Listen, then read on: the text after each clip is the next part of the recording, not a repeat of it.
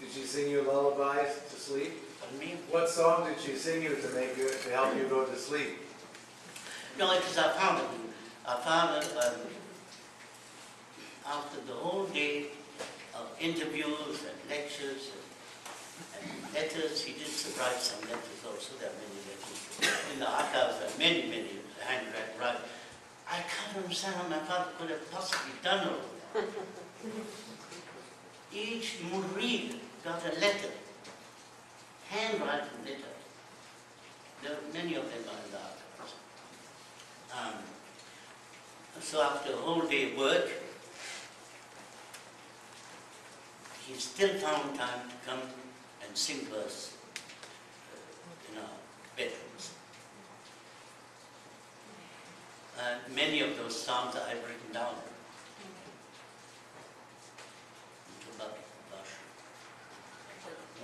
Many.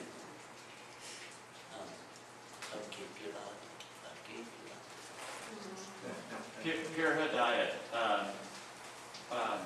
we've heard many stories that after your father's death, that your mother sort of retreated from the world, and I don't know if you can, or if it's too painful, but share with us a little bit. Yeah, well, that's again something I said, it's so very difficult for me to talk about that, but still I think I'll try to do it.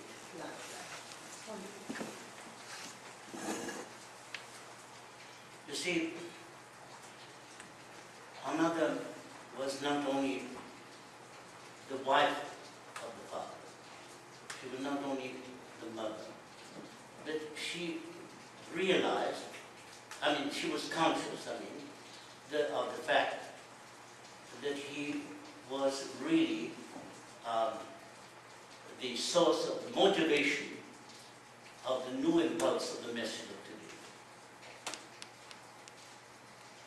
You understand what I'm saying? Yeah. She was very conscious of that. And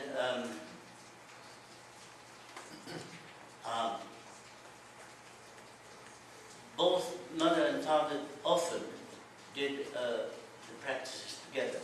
I've seen them often doing shagal together. And what they often did together was the practice called amal. I don't know if you've ever heard of that. Have you ever heard of that? Yes. They used to do it very often. Lying down. So, in other words, she was 100% committed to the Sufi message and to the Sufi work. After the passing of Hazrat Inayat Khan, for her it was the end of the work. And of course, she just couldn't, she suffered so much that nobody can imagine what she went through. But she didn't want people to know it. So she just kept in seclusion. But it doesn't mean that she closed herself from our world, because she took care of the children up till the war, up to 1939.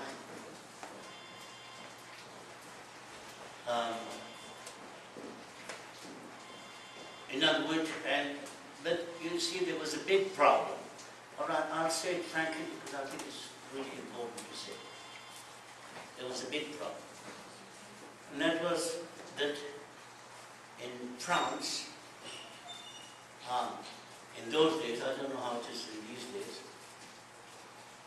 in those days, when the father passed away, the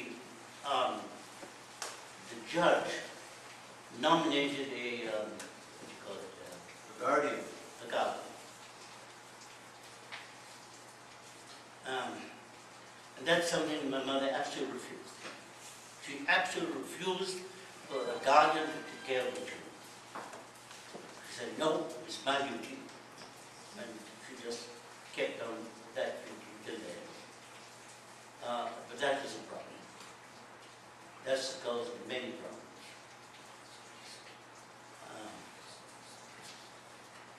because the guardian that was appointed by the judge was one of my uncles.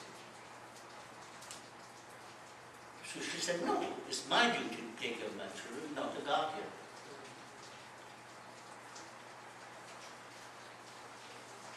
Understand it the way you want, but I think a mother understands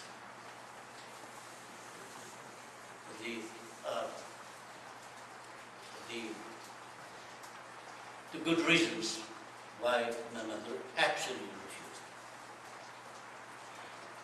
And that, of course, was misunderstood by the Sufis in those days, who, of course, started a lot of stories about, people always like telling stories. You asked me to tell. Oh, she's against the Sufis, she's not a Sufi, she's against the uncles and all that, which is not true. Which is not true. Of course it gave that impression, but it's not true.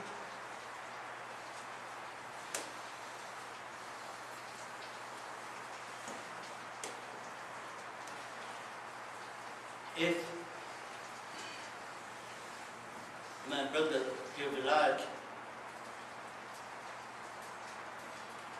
had a problem with Murshid Khan, my mother had nothing to do with that. That was his problem. There was no connection between the previous story of the guardianship and this one. These are two different stories. But sometimes people put them together.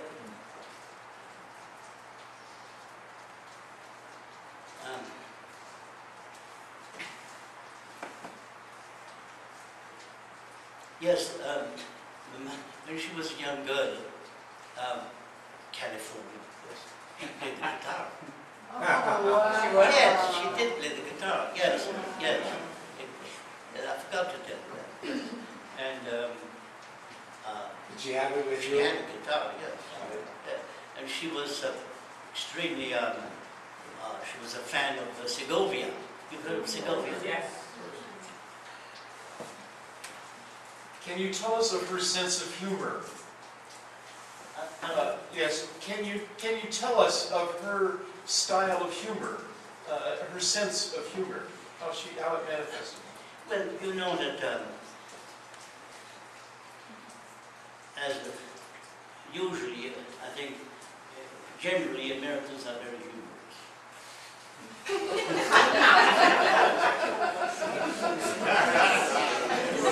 We're happy to accept that in whatever way you're being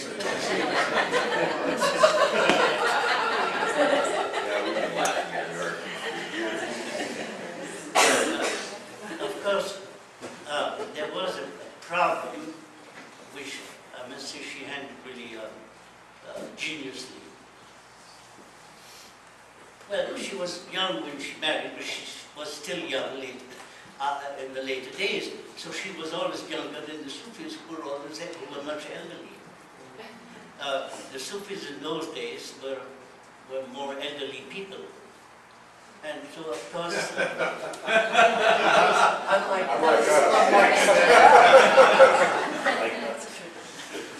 so she was always the youngest, which of course sometimes,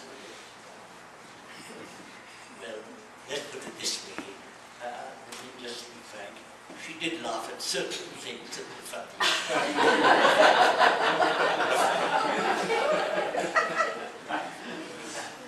I think you've also said that she was extremely tidy. Yes.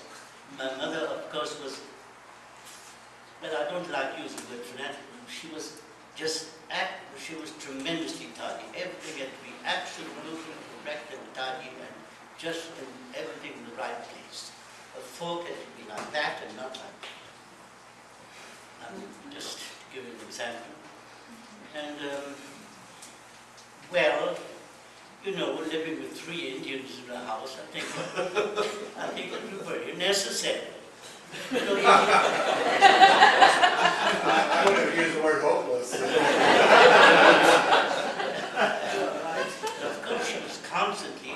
mean, she was the mother of the uncles. I'm saying, I'm telling you. I think that's the exact way of explaining it. And I can tell you, when Pir-O-Murshid Khan got the telegram that she had passed away, he just burst into tears. She had lost a mother.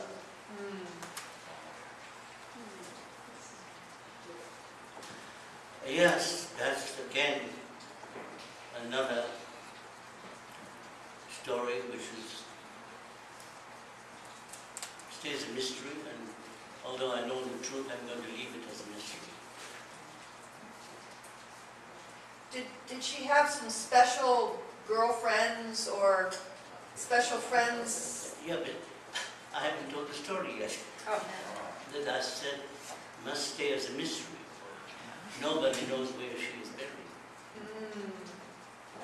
I know the story. But if I told you, you would be horrified. We're very happy to carry the burden with you if you want to tell it. No, I can't. Too difficult. No, that's something I just can't tell you. You know,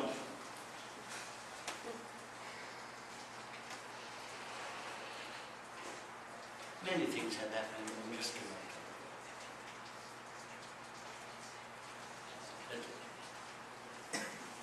But I separated not from it. Because the American Sufis don't know anything about it. And the Europeans hardly